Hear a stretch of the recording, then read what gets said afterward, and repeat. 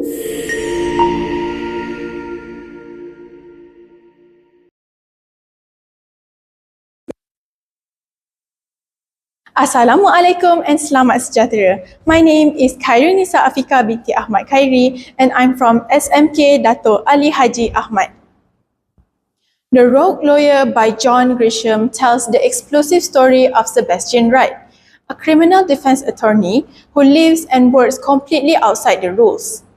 Sebastian Wright is not your typical lawyer. He doesn't work in a fancy office or wear expensive suits while greeting wealthy clients.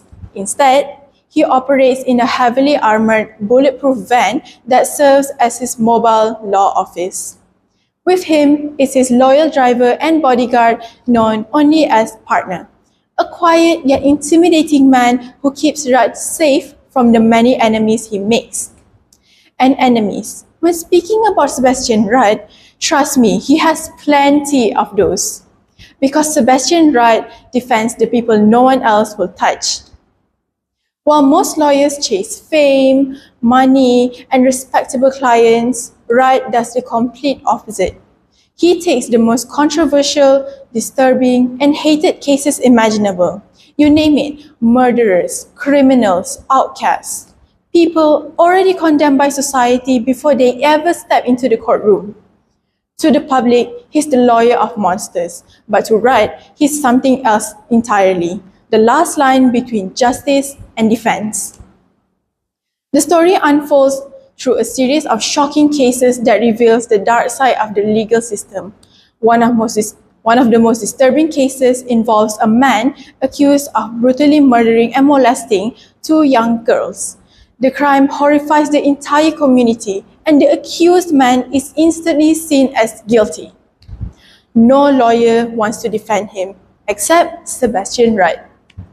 Wright knows that taking the case will make the public hate him even more, but he also knows something important.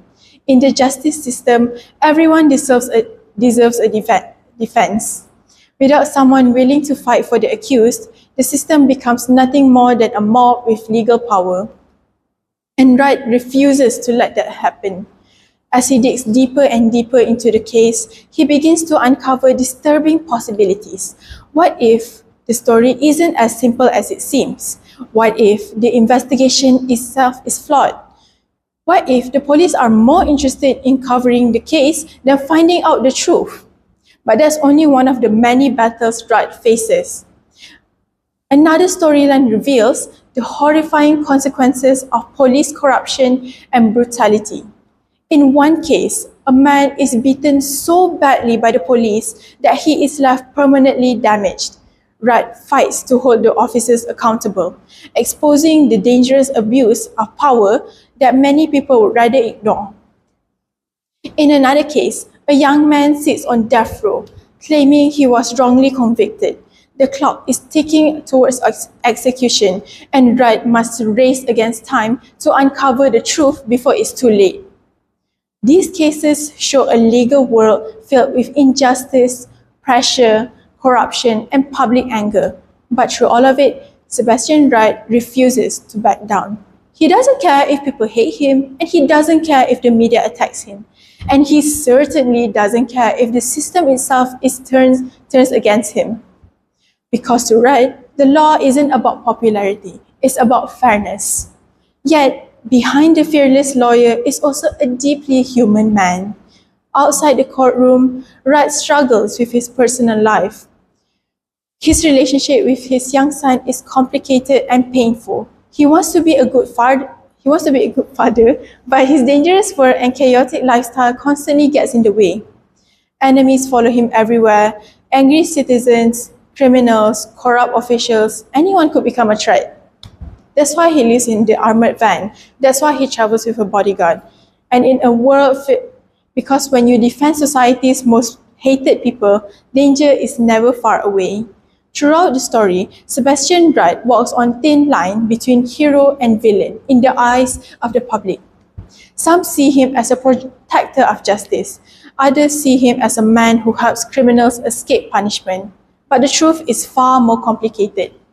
Wright understands something many people forget. The justice system only works when even the worst people are given a fair trial.